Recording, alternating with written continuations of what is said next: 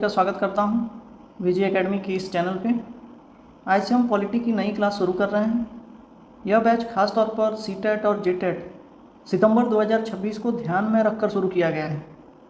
Polity एक बहुत ही महत्वपूर्ण विषय है क्योंकि सीटेट हो या जेटेट हो या अन्य कोई भी परीक्षा में संविधान, मौलिक अधिकार, कर्तव्य, संसद, राष्ट्रपति, न्यायपालिका और भारतीय शासन व्यवस्था से जुड़े प्रश्न पूछे ही जाते हैं।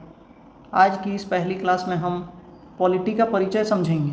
पॉलिटी क्या है, संविधान क्या है और यह हमारे लिए क्यों ज़रूरी है।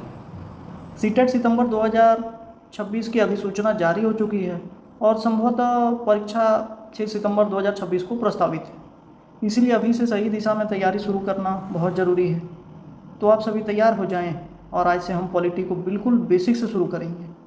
सीटेट जेटेट 2026 के लिए मजबूती से तैयारी करेंगे। चलिए क्लास शुरू करते हैं। तो सबसे पहले बात आता है पॉलिटी कि पॉलिटी क्या है। पॉलिटी राज्य व्यवस्था क्या है। तो किसी भी देश या समाज की राजनीति और प्रशासनिक व्यवस्था को कहते हैं। इसके अंतर्गत यह तय किया जाता है कि देश की सरकार कैसे काम करेगी, कानून कैसे बनेंगे और नागरिकों के क्या अधिकार व कर्तव्य हैं। तो आखिर पॉलिटी की आवश्यकता क्यों पड़ी। तो मनुष्य स्वभाव से एक सामाजिक प्राणी है। जब लोग एक साथ मिलकर रहते हैं तो व्यवस्था बनाए रखने के लिए कुछ बुनियादी सिद्धांतों की आवश्यकता होती है। तो वही सारे सिद्धांत हम राज्य व्यवस्था से पाते हैं। अब इसकी ज़रूरत क्यों पड़ी, पॉलिटी की ज़रूरत क्यों पड़ी। तो अराजकता को रोकने के लिए, अपने अधिकारों की सुरक्षा के लिए, शक्तियों का संतुलन बनाए रखने के लिए, कानून का शासन के लिए और सार्वजनिक हितों में सार्वजनिक भलाई के लिए हमें भारतीय राज्य व्यवस्था की ज़रूरत पड़ी। तो अराजकता क्यों रोकना। अगर आप ही सोचिए, अगर कोई कानून नियम नहीं होगा तो समाज में लोग लाठी के बल पर किसी पर भी अपना प्रभाव ला सकते हैं। तो पॉलिटी हमें बताती है कि शक्ति का प्रयोग कौन करेगा और कैसे करेगा। अपने अधिकार के सुरक्षा के लिए उसे अपने अधिकार का निश्चित सुरक्षा के लिए, व्यवस्था के लिए, नागरिकों के अधिकारों का शोषण ना हो, इसलिए हमें पॉलिटी की ज़रूरत पड़ी। शक्तियों का संतुलन बना रहे, कोई डिक्टेटर ना बन जाए, इसीलिए पॉलिटी में शक्तियों का बंटवारा है।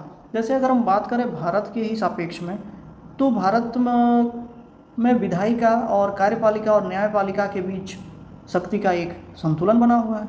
किसी एक के हाथ में पूरा कंप्लीट पावर नहीं है।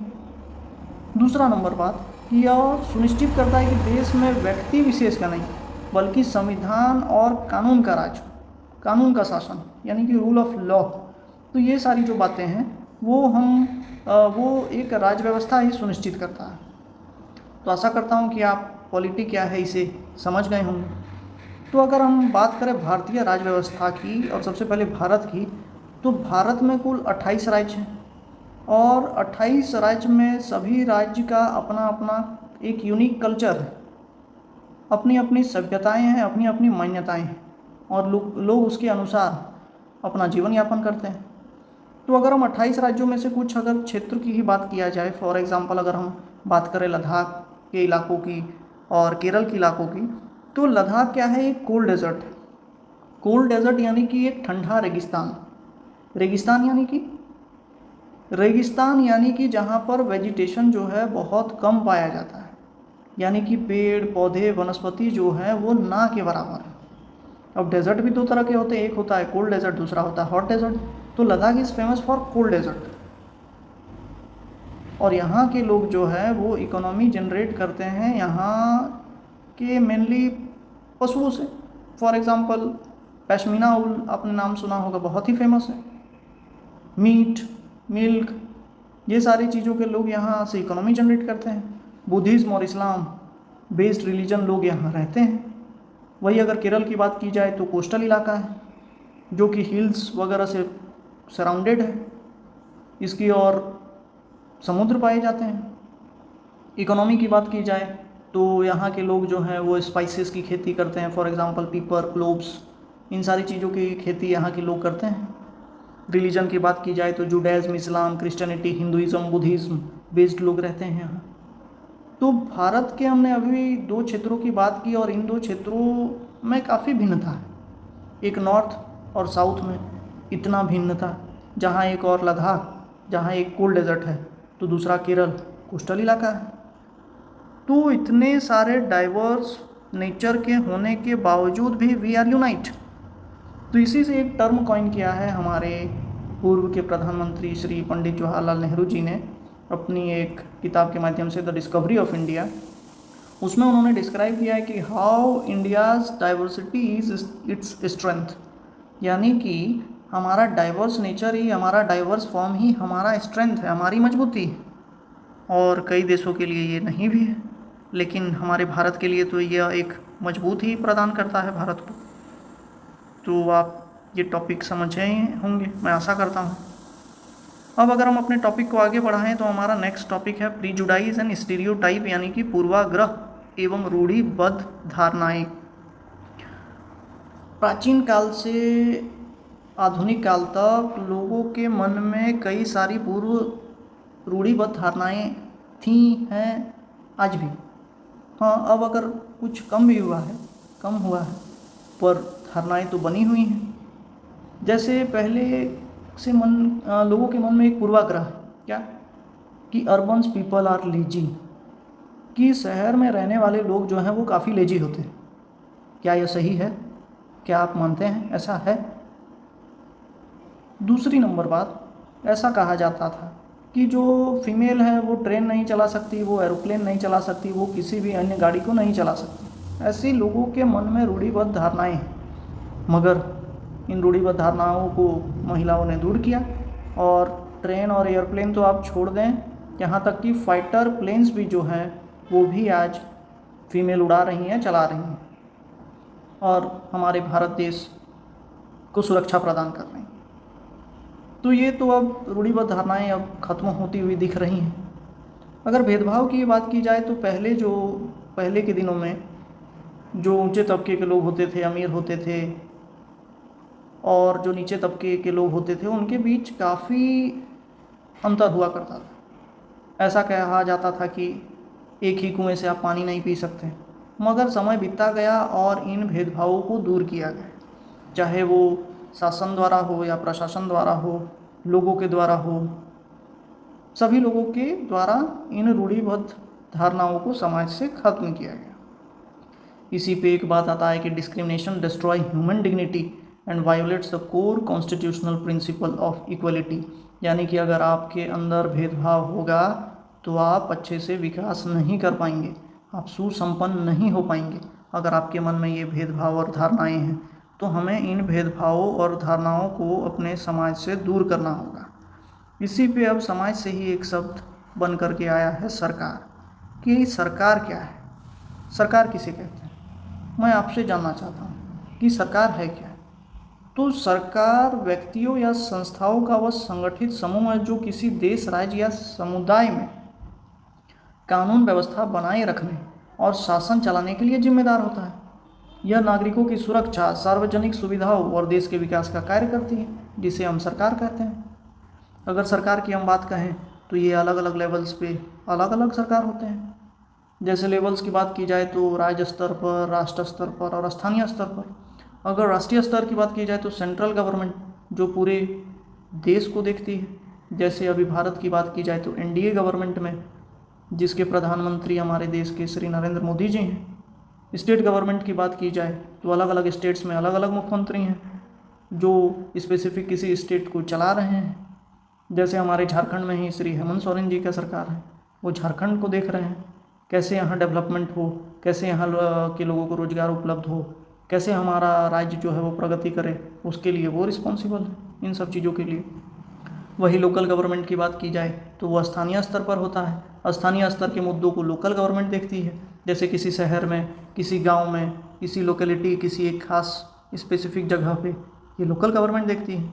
अब जैसे सेंट्रल गवर्नमेंट है तो सेंट्रल गवर्नमेंट जो है वो पूरे देश को देखती है। फॉर एग्जांपल इंडियन रेलवे कैसे वर्क करेगा, क्या उस पर इम्प्रूवमेंट होना चाहिए, कैसे हमारा देश और प्रगति करे, हमारे देश का सिक्योरिटी कैसे हो, बॉर्डर्स को कैसे अच्छे से मैनेज किया जाए, देखा जाए, सिक्योरिटी दिया जाए। जैसे कि दूसरे हमारे पड़ोसी देशों से लोग यहाँ बॉर्डर्स के थ्रू एंटर हमारे देश में ना कर पाएँ। तो इन सब चीज़ों के लिए सेंट्रल गवर्नमेंट जिम्मेदार है। तो ये है लेवल्स ऑफ गवर्नमेंट में। इसी से 3 और बातें आती है, प्रमुख कुछ सरकार के मुख्य अंग हैं, 3 प्रमुख अंग, जैसे विधायिका, कार्यपालिका और न्यायपालिका, यानी कि लेजिस्लेचर, एग्जीक्यूटिव और जुडिशियरी। लेजिस्लेचर क्या करती है? कानून बनाने का काम करती है, जैसे राष्ट्र स्तर पर संसद, राज्य स्तर पर विधानसभा। फिर आती है कार्यपालिका, यानी कि एग्जीक्यूटिव बॉडी है, कानून को लागू करने और प्रशासन चलाने का काम करती है, जैसे मंत्री हो गए, अधिकारी हो गए, पुलिस हो गई। और न्यायपालिका यानी कि जुडिशियरी कानून का पालन न करने पर न्याय देने और संविधान की रक्षा करने का काम करती है, जैसे सुप्रीम कोर्ट सेंट्रल लेवल पे, स्टेट लेवल पे हाई कोर्ट और डिस्ट्रिक्ट लेवल पे डिस्ट्रिक्ट कोर्ट। ये हमें क्या करती है? न्याय देने का कार्य करती है, हमारे संविधान की रक्षा करती है। तो सरकार अलग अलग जगहों पे अलग अलग प्रकार की होती है। अब सरकार की बात की जाए तो सरकार भी कई तरह के होते हैं। There are various types of government, such as in some countries there is a democratic form of government, in some countries there is a monarch form of government, but in a few countries there is a dictatorship. तो जैसे democratic form of government की बात की जाए तो इसमें कहते हैं कि इसमें जनता वोट देकर अपना प्रतिनिधि चुनती है। For example India is a democratic form of government. यहाँ लोकतंत्र है, लोग अपना मत देकर के अपने प्रतिनिधि को चुनते हैं। कितने वर्षों के लिए? 5 वर्षों के लिए। एक होता है मोनार्क फॉर्म ऑफ गवर्नमेंट, इसमें सत्ता किसी राजा या रानी के हाथ में होता है, और एक स्मॉल ग्रुप होता है एडवाइज़र का, जो उन्हें एडवाइस करते हैं कि क्या करना है और क्या नहीं करना है। एक होता है तानाशाही, डिक्टेटरशिप, इसमें पूरी शक्ति एक व्यक्ति या छोटे समूह के पास होती है, जिस पर जनता का नियंत्रण नहीं होता है। तो ये था टाइप्स ऑफ गवर्नमेंट। अब भारत में ही सरकार के स्तर अलग अलग हैं, जो हमने देखा अभी, केंद्रीय सरकार, राज्य सरकार और स्थानीय सरकार। तो आप इस टॉपिक को समझ गए होंगे, मैं आशा करता हूँ। हमारा अगला टॉपिक है लोकतांत्रिक सरकार के मुख्य तत्व, यानी कि क्या एक लोकतंत्र सरकार के मुख्य तत्व होने चाहिए, एलिमेंट्स होने चाहिए। कैसे हमें पता चलेगा कि लोकतंत्र है? भारत में लोकतंत्र क्यों है, कैसे पता चलेगा? तो यहाँ सभी को वोट देने का अधिकार है, सभी लोगों के वोट का अधिकार एक है। All peoples of India have equal right to vote. किसी के लिए ऐसा नहीं है कि कोई अमीर है तो उसके वोट का अधिकार 10 और गरीब है तो उसके वोट देने का अधिकार 5, ऐसा नहीं है। मगर पहले के समय में ऐसा होता था कि फीमेल्स को अलाउ नहीं किया जाता था वोट देने को। हमारे इंडिया में ही पहले जो रिच और एडुकेटेड लोग होते थे उन्हें ही वोट देने का सिर्फ अधिकार था। बट यंग इंडिया के थ्रू महात्मा गांधी जी ने कम्प्लीटली तौर पे इन चीज़ों को अपोज किया, विरोध किया, और 1931 में इन्होंने अपोज करके ये लागू करवाया कि जो वोट देने का अधिकार है वो केवल सिर्फ और सिर्फ रिच और एडुकेटेड मैन को नहीं, पुअर वर्किंग मैन को भी होना चाहिए, उन्हें भी वोट देने का अधिकार। और अगर हम वर्ल्ड लेवल पे बात करें तो वर्ल्ड वार 1 के बाद वुमेन जो है वो पूरी तरह से उन्होंने प्रोटेस्ट किया और ये लागू कराया कि वुमेन्स को भी वोट देने का अधिकार है। इसी तरह अगर हम साउथ अफ्रीका की बात करें तो वहाँ पर नेल्सन मंडेला का काफ़ी योगदान था। उन्होंने क्या किया, रंग भेद को पूरी तरह से दूर करने के लिए कई कदम उठाए, उन्हें कई यातना सहने पड़ी, जेल जाना पड़ा, लोगों के बातों को सुनना पड़ा, बहुत कुछ सहना पड़ा। तब जाकर के 1994 में साउथ अफ्रीका जो है अपार्थेड यानी कि रंग भेद का अंत कर पाया, जिससे इन सारी चीज़ों में कई लोगों की जान भी गई, कई यातना सहनी पड़ी पहले। लेकिन साउथ अफ्रीका में वाइट, ब्लैक और इंडियन के बीच कलर रेसेस था और कई सारे कठिन स्ट्रिक्ट लॉज भी थे, जो जाकर के 1994 में दूर हो गया, जब साउथ अफ्रीका जो है वो एक डेमोक्रेटिक कंट्री बन गया। तो नेल्सन मंडेला जी का इसमें काफ़ी अहम योगदान है। अब हम बात करते हैं पंचायती राज सिस्टम का। तो पंचायती राज सिस्टम को लाने में हमारे भारत के राष्ट्रपिता महात्मा गांधी जी का अहम योगदान। इन्होंने सपना देखा था कि भारत को अगर प्रगति की दिशा में लेके जाना है, भारत का उत्थान करना है, आगे बढ़ाना है, तो सबसे पहले हमें गाँवों को ठीक करना पड़ेगा। अगर गांव ठीक होगा तो ऑटोमेटिकली हमारा देश भी ठीक होगा। अगर हर एक गांव सही होगा तो हमारे देश में विकास की लहर दौड़ेगी। तो इसमें गांव की एक अहम भूमिका होती है। तो अगर हम बात करें पंचायती राज सिस्टम की, तो there is a 3-tier system which ensures democratic participation reaches the absolute grass root level of India. अगर हम बात करें भारत की, तो भारत में 3-tier सिस्टम ऑफ गवर्नमेंट तो है, लेकिन अगर पंचायती राज सिस्टम की भी बात करें तो वहाँ भी 3-tier सिस्टम। जैसे सबसे निचले स्तर पर ग्राम पंचायत, ब्लॉक लेवल पर पंचायत समिति या जनपद पंचायत, और डिस्ट्रिक्ट लेवल पे जिला परिषद या डिस्ट्रिक्ट पंचायत। ग्राम पंचायत जो है वो ग्रास रूट डेमोक्रेटिक लेवल सबसे निचले स्तर पर है, और ये डायरेक्टली आंसरेबल है किसके प्रति, तो ग्राम सभा के प्रति। फिर पंचायत समिति जो ब्लॉक लेवल पर है, ये अपने अंदर कंटेंट करता है बहुत सारा ग्राम पंचायत। और सबसे डिस्ट्रिक्ट लेवल पर है जिला परिषद, जिसके अंडर पंचायत समितियाँ आती हैं। अगर हम बात करें, एक एग्जाम्पल लें किसी एक पंचायत का, तो पंचायत के जो भी मुद्दे होंगे उन्हें ग्राम सभा देखेगी। ग्राम सभा से उन मुद्दों को अगर दूर कर सकते हैं तो दूर होगा, नहीं तो इस बात को ऊपर लेवल पे, ब्लॉक लेवल पे उठाया जाएगा। ब्लॉक लेवल से अगर इसका निराकरण समाधान होता है तो ठीक, नहीं तो और अगर मुद्दा बड़ा है तो वो डिस्ट्रिक्ट लेवल पे चला जाएगा और डिस्ट्रिक्ट लेवल से इसे ठीक किया जाएगा। यानी कि सबसे निचले स्तर पर अगर है तो वो है ग्राम पंचायत, जो कि मुख्य धारा से जुड़ा हुआ है और डायरेक्ट लोगों से जुड़ा हुआ है। तो इसी से दो शब्द आता है, एक आता है ग्राम सभा और दूसरा है ग्राम पंचायत। चलिए हम समझने का प्रयास करते हैं कि ग्राम सभा क्या है और ग्राम पंचायत क्या है। तो सबसे पहले आपको ये समझना होगा कि ग्राम सभा जो है उसके सदस्य गांव के मतदाता सूची में दर्ज सभी वयस्क लोग हैं। वयस्क लोग यानी कि the peoples who are 18+ years are the members of gram sabha. और अगर हम बात करें ग्राम पंचायत की, तो ग्राम सभा द्वारा चुने गए पंच, उप सरपंच और सरपंच, वार्ड मेंबर्स, ये सारे ग्राम पंचायत मेंबर्स होते हैं। अगर हम नेचर बात करें, प्रकृति बात करें ग्राम सभा की, तो ग्राम सभा इज ए परमानेंट बॉडी। अरे भाई मतदाता हमेशा रहते हैं तो वो तो परमानेंट बॉडी तो होगी ही। और अगर वही हम बात करें ग्राम पंचायत की, तो ये इलेक्ट होते हैं लोग यहाँ 5 साल के लिए, तो ये तो ऑटोमेटिकली टेम्प्ररी बॉडी होगी ही, क्योंकि कोई ऐसा तो नहीं है कि सरपंच पूरे जीवन अपने शुरू से लेकर के अंत तक हो, तो ऐसा बात तो है नहीं। अब भूमिका की बात करें कि ग्राम सभा की क्या भूमिका होती है, तो यह गांव की विधायी संस्था है। ग्राम पंचायत के कार्यों की समीक्षा और बजट को मंजूरी देती है। इसमें चुनाव नहीं होता, वयस्क होने पर स्वतः सदस्यता मिलती है। और वहीं हम बात करें ग्राम पंचायत की, तो यह गांव की प्रशासकीय संस्था है। ग्राम सभा के निर्णयों को यह लागू करती है। इसके सदस्य पंच, सरपंच होते हैं। ग्राम सभा द्वारा प्रत्यक्ष रूप से चुने जाते हैं। इसमें नियमित बैठकें होती हैं और चीज़ों का समाधान निकाला जाता है, उसका निराकरण निकाला जाता है। फिर हमारा अगला टॉपिक है गांव का प्रशासन यानी कि रूरल एडमिनिस्ट्रेशन। तो रूरल एडमिनिस्ट्रेशन की अगर बात की जाए गांव का प्रशासन का, तो अगर लॉ एंड ऑर्डर की बात की जाए तो लॉ और ऑर्डर को मेंटेन करने के लिए यहाँ के इंचार्ज होते हैं SHO यानी कि station house officer. For example कोई गांव है और गांव में चोरियां हुई या किसी दो पक्ष में किसी तरह का फाइट हो गया, लड़ाई हो गई, तो वो अपने नियरेस्ट पुलिस स्टेशन जो पड़ता है वहाँ कंप्लेन करेंगे और उस कंप्लेन को वो देंगे और इसका हल जो है वहाँ का स्टेशन हाउस ऑफिसर के द्वारा किया जाएगा, इसका निराकरण। तो ये लॉ एंड ऑर्डर कानून व्यवस्था की बात हुई। अगर हम ठीक वही बात करें लैंड रिकॉर्ड और रेवेन्यू की यानी कि राजस्व विभाग की, इसके की ऑफिसर पटवारी होते हैं, कहीं लेखपाल कहीं कानून।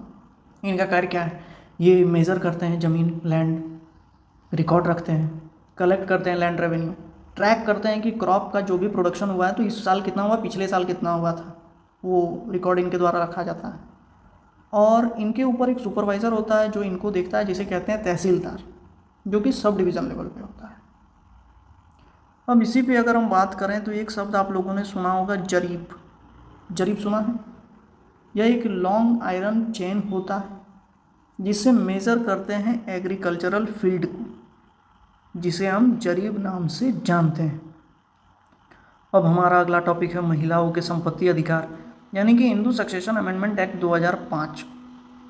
आप सभी को यह पता ही होगा कि आज के दौर में किसी भी माता पिता के जितने बच्चे हैं सारे बच्चों का समान अधिकार है उन माता पिता के प्रॉपर्टी पे, चाहे वो लड़का हो या लड़की हो।